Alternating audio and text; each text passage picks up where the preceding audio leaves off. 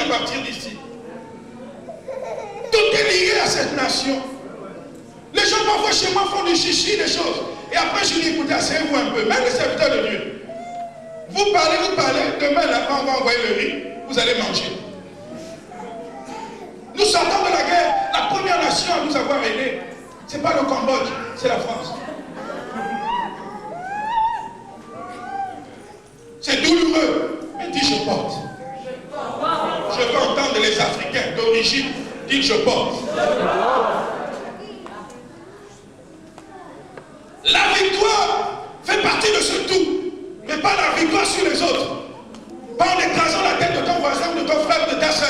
La victoire, c'est sur nos ennemis. Et nos ennemis, la Bible les a identifiés clairement. Ce sont qui? Les puissants de l'air, les esprits méchants, les autorités, pas la famille, pas ton beau-frère, pas ta femme. Les ennemis sont clairement identifiés. Qui a ton voisin? Les ennemis sont identifiés.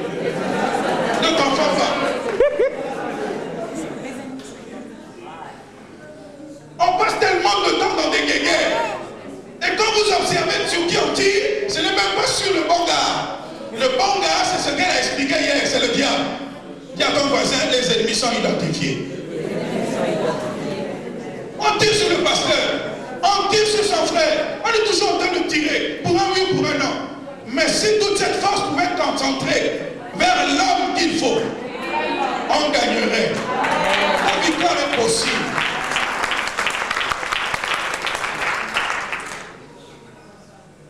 La sainteté, je survole, est possible. Est possible. Tout est possible. Il a dit, vous porterez le nom de l'Éternel. Le nom de l'Éternel fait partie de ce tout. Il a dit, il nous a donné un nom excellent. Hébreu l'a dit. Il nous a donné un nom excellent. Nous sommes héritiers d'un nom. C'est fort en réalité. Parce que nous avons un nom. Et ce nom est lié à une histoire de famille. Peut-être que vous sortez d'une famille qui n'a pas été, je dirais, reconnue. J'ai suivi une émission quelque part où une fille disait, elle participait à un casting. Elle disait, ah, nous dans notre famille, c'est seulement des routiers. Nous dans notre famille, c'est seulement des gens qui travaillent dans les usines. Là. Comment on les appelle? Les ouvriers. Il n'y a que ça. Je viens faire ce casting pour que les choses changent. Qu'on ne cite pas ma famille comme terme d'ouvrier, elle porte un nom. Et ce nom est lourd parce que ce nom, en fait, ne correspond à rien. N'a pas de force sociale, n'a rien, n'apporte rien. Ce nom pourrait rester un nom. C'est une affaire de mine. C'est une affaire de travaux durs. Une famille qui a peiné. Mais j'aimerais te dire la bonne nouvelle, et j'aimerais que tu portes ça, c'est qu'il nous a donné un nom. Et la Bible dit que son nom a été élevé. En d'autres termes, si son nom s'élève, moi, je m'accroche à ce nom, je me lève aussi. Si son nom s'assoit là-bas, moi aussi, je m'assois là-bas. Et c'est exactement ça, ça ne fait pas partie de notre effort. C'est là où tu comprends qu'à cause de cet héritage, il peut rattraper un statut social que votre famille n'a pas pu vous donner.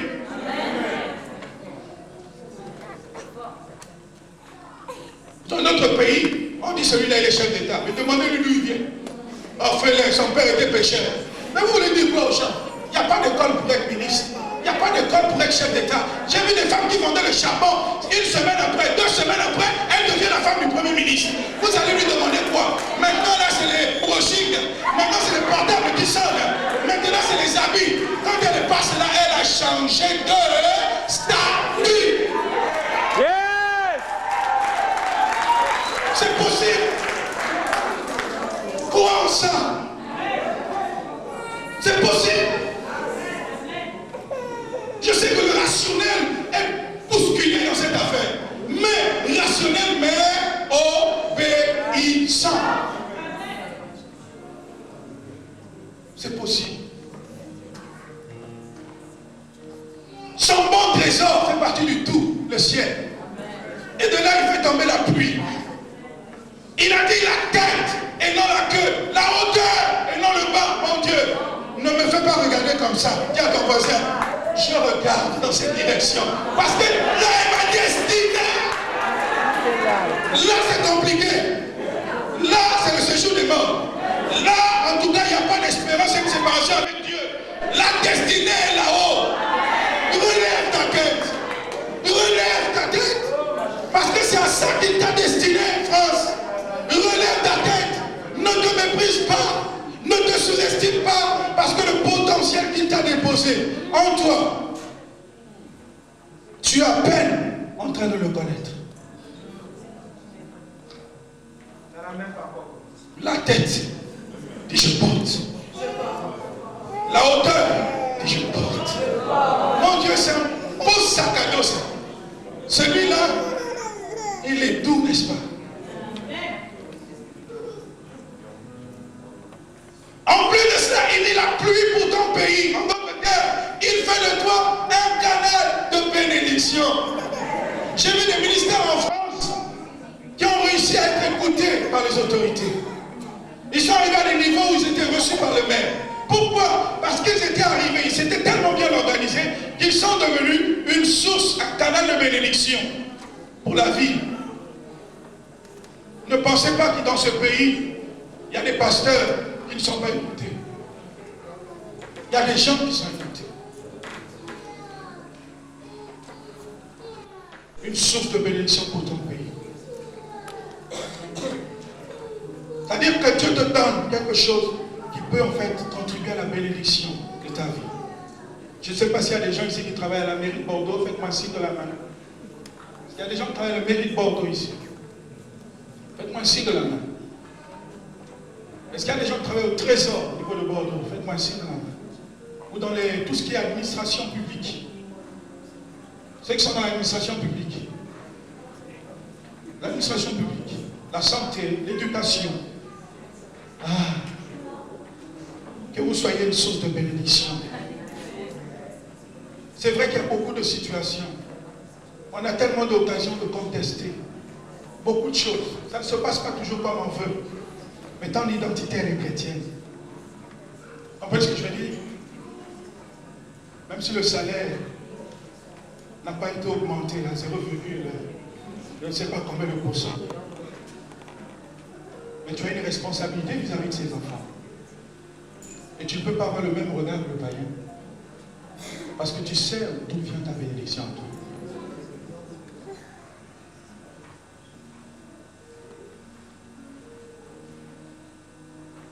Deuxième chose, tout est possible. Tout cela est possible. Mais il y a 4 conditions.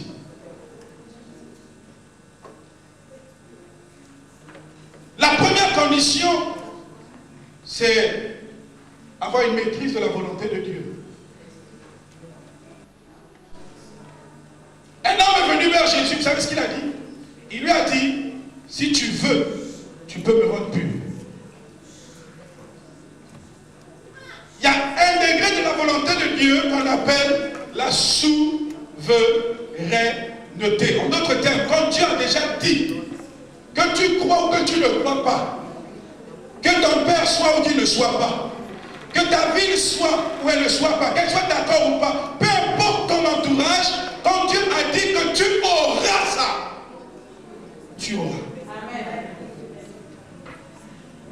Quand Dieu a dit tu seras cela, tu le seras. Quand Dieu a dit tu iras à tel endroit, tu iras. Ça ne dépend même pas de toi. Dans ton incrédulité, tes réflexions prolongées n'intéressent même pas Dieu. Tu seras ce qu'il a dit que tu seras. Combien de gens peuvent aujourd'hui témoigner et se dire je suis en réalité ce que je suis là. Mais je n'avais pas prévu d'être comme ça. Je suis en réalité ça, mais je n'avais pas prévu. Le pourcentage de ceux qui avaient prévu et qui sont devenus, je suis sûr si j'interroge ici, il est minoritaire. Parce que nous devenons ce que Dieu a tracé dans notre vie. C'est vrai que par la force de notre volonté, nous pouvons atteindre des objectifs. Mais la volonté de Dieu dans sa souveraineté peut nous faire devenir ce que nous n'avions pas prévu de devenir. Je ne sais pas si Sarah Banks avait rêvé d'être évangéliste et de parcourir les nations. dans cette affaire un peu comme ça. Chacun son histoire. Fletcher doit avoir aussi son histoire. Parce que c'est Dieu qui, dans sa souveraineté, a regardé une famille comme il a regardé la famille d'Isaïe et il a dit, je fais mon choix sur celui-là. Et je vais le faire devenir ceci. Est-ce qu'il y a une volonté souveraine de Dieu dans ma vie que personne ne peut toucher, même moi-même? Je ne peux pas la modifier.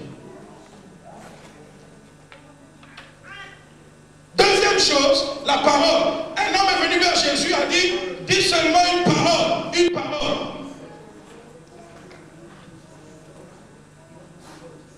Quand la volonté de Dieu s'exprime dans la vie de quelqu'un, tout devient possible.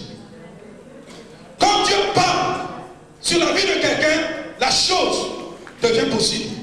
Parce que la Bible dit, il dit une parole et la parole court sur la terre. Et elle va vers son terme. Il est même dit si elle tarde, parce qu'il peut arriver qu'elle soit un peu quelque part en train de traîner dans un coin, en train de régler des situations de jugement, de je ne sais pas quoi, mais si elle tarde, attends-la quand même. Comme tu attends cet autobus le matin,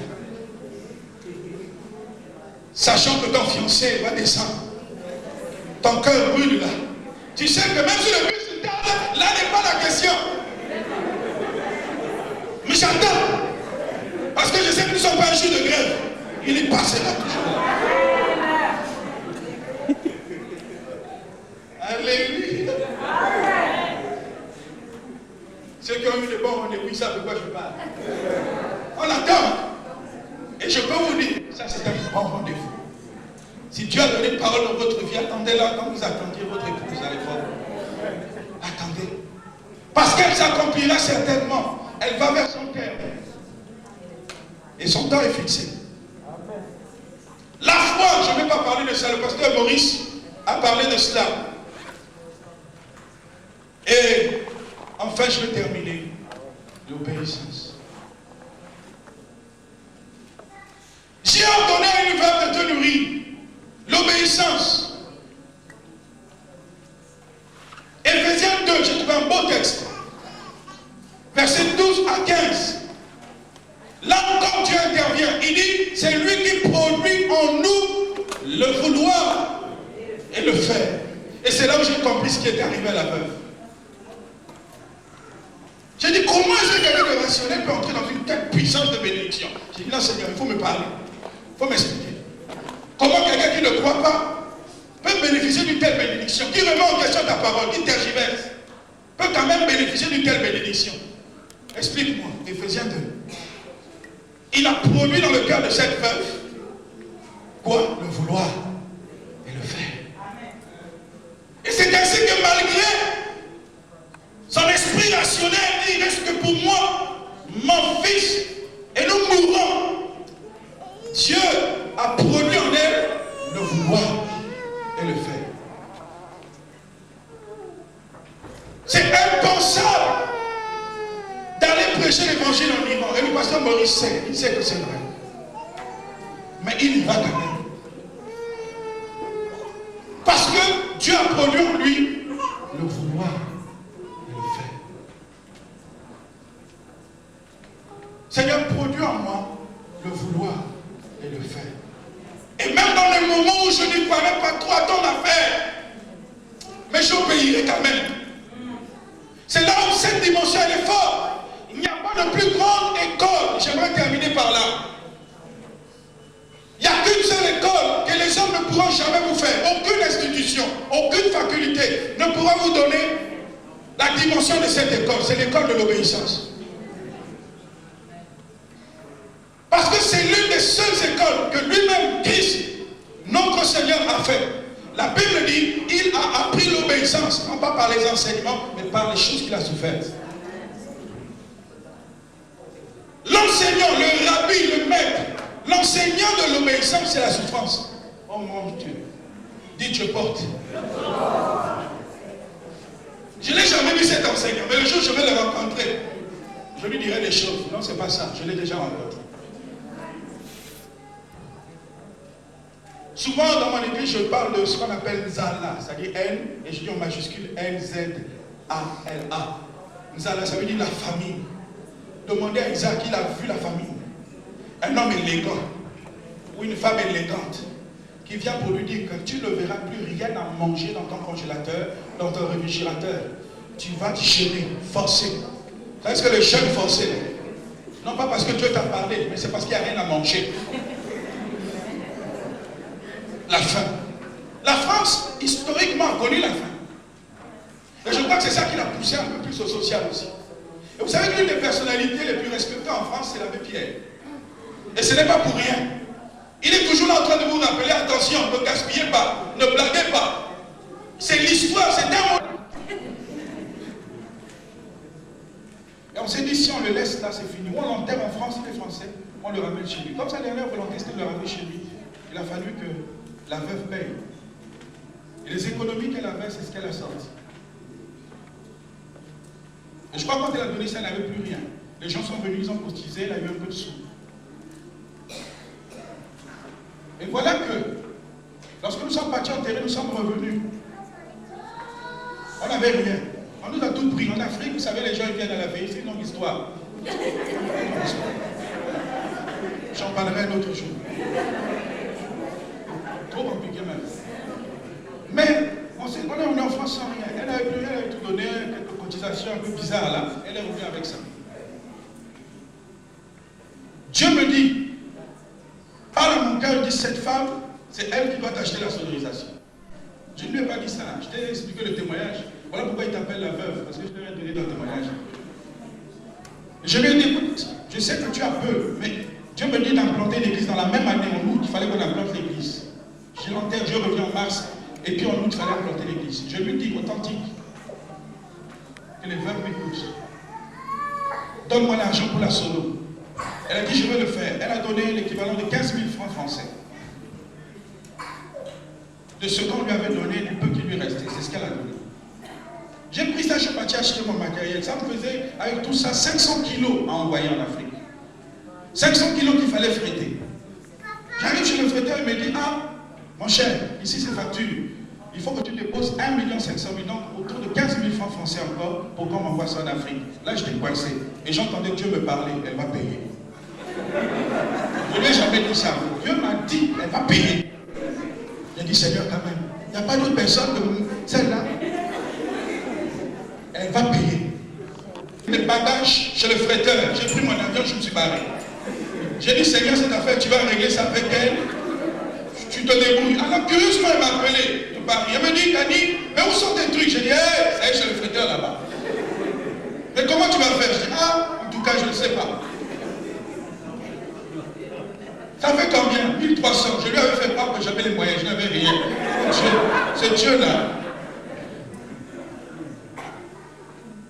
Et elle a boudé, authentique. Elle a murmuré contre moi. Je ne sais pas ce qu'elle a dit. Elle m'appelle pour me dire, vraiment, je demande à je m'excuse, mais j'ai ruminé contre toi parce que j'ai dû sortir l'équivalent de 30 000 francs français dans l'espace de 2 semaines. Elle a ruminé, je ne sais pas ce qu'elle a ruminé. Mais moi, Dieu m'avait dit, c'est elle qui va payer. On ne raconte pas les histoires aux gens. Et voilà qu'elle paye ça, elle envoie ma soeur, elle paye. Les choses arrivent. Mais avant cela, je lui avais dit, attention, cette année ne finira pas. Cette année ne finira pas. Dieu va faire quelque chose dans ta vie. L'année ne s'est même pas achevée. J'ai dit, quelque chose va se passer. L'année ne s'est même pas achevée. Elle priait le Seigneur pour un besoin. Sans entrer dans les détails, Dieu lui a donné toute une maison. Un immeuble de 3 niveaux. Sans crédit, payé cash.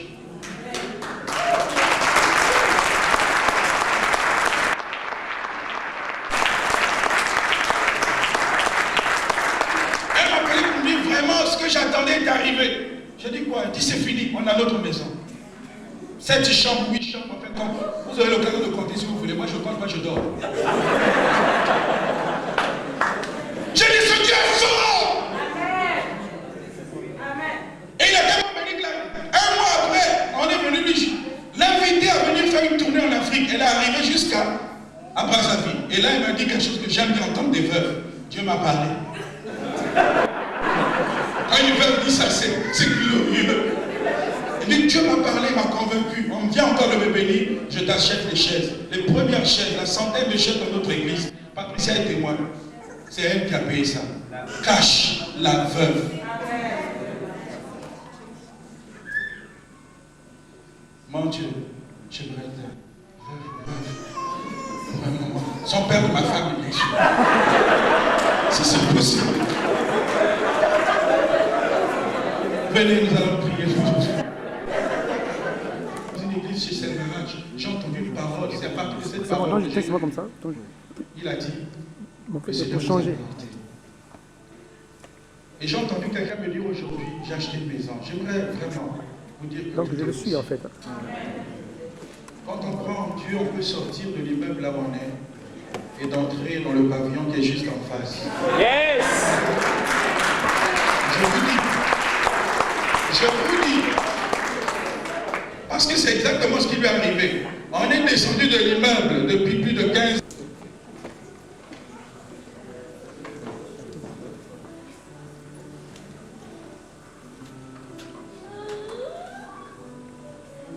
Croyez, levez les mains maintenant, s'il vous plaît. Et demandez à Dieu quelque chose ce soir. Chacun doit se tenir sur quelque chose ce soir. Demandez à Dieu, parlez, ouvrez votre bouche. Ouvrez votre bouche avant que j'ouvre la parole de Dieu. Demandez à Dieu ce que vous voulez, parce que nous allons travailler dans une dimension prophétique ce soir. Priez, je vais vous entendre prier. On va travailler dans une dimension prophétique. Amen, amen, amen. Ouvrez votre bouche. Comme un règle le micro comme je l'aime, s'il vous plaît. Comme enlève ce micro, comme amène une Bible, comme amène l'onction d'huile par ici. S'il vous plaît. Ramenez-la moi.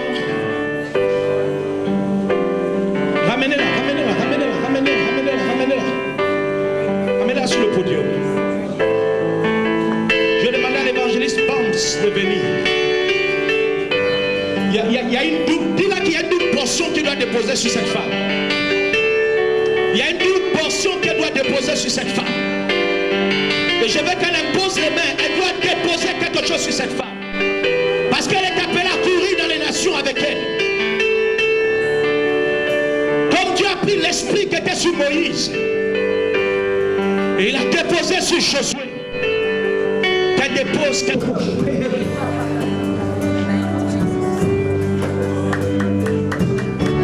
Attendez-vous à Dieu, je vous l'ai dit. Attendez-vous à Dieu maintenant. Levez les mains s'il vous plaît. Attendez-vous à Dieu. Nous sommes à la fin. Nous sommes à la fin. Nous sommes à la fin. Que l'esprit souffle et qu'un changement s'opère dans votre vie maintenant. Maintenant, à la limite, il y a le feu qui tombe sur les mains. Maintenant, Dieu va faire un travail ce soir.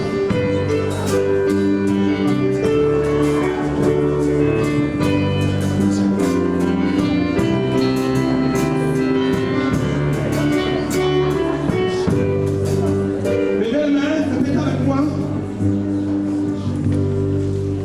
Seigneur Jésus, laissez-les, laissez-les, laissez-les, ne les touchez pas, mamie, laissez-les.